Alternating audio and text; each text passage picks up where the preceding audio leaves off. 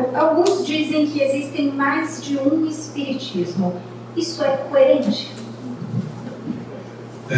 Até tratamos desse assunto na apresentação anterior.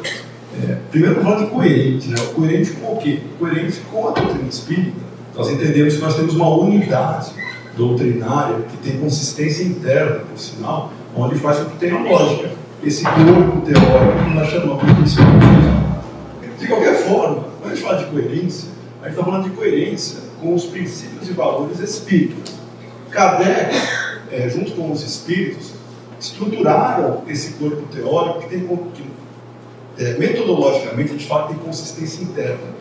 O que é apresentado em um local, ele reforça-se ou consolidado em outros locais. Não tem contradição na obra de Kardec. Essa consistência interna, nós temos desenvolvimento, nós temos aplicações, mas nós temos um corpo teórico que é o Espiritismo.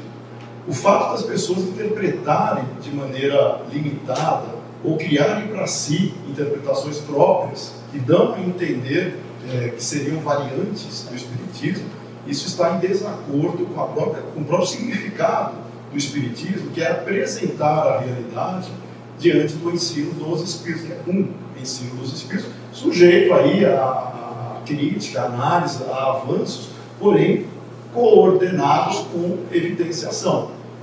Então é inadequado nós chamarmos espiritismos pelo fato de termos pessoas que se dizem espíritas e interpretarem de maneiras diferentes.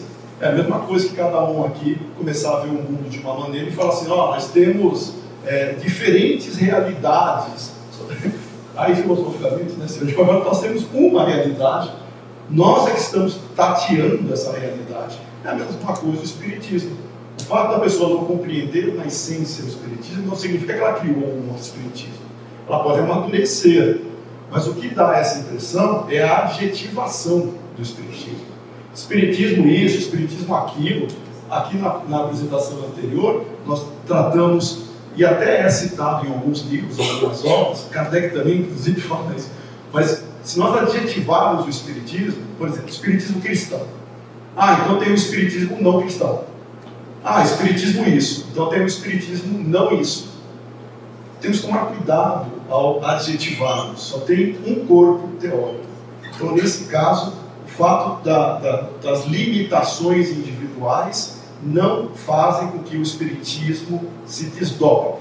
E eu fecho a minha fala reforçando o que Kardec disse na Constituição do Espiritismo, está na Revista Espírita, como o Silvio lembrou aqui, é uma revista que deve ser lida por todos, de dezembro de 68, onde ele disse que o futuro do Espiritismo, a unidade doutrinária, era muito importante, era relevante para que o Espiritismo tivesse o seu desenvolvimento.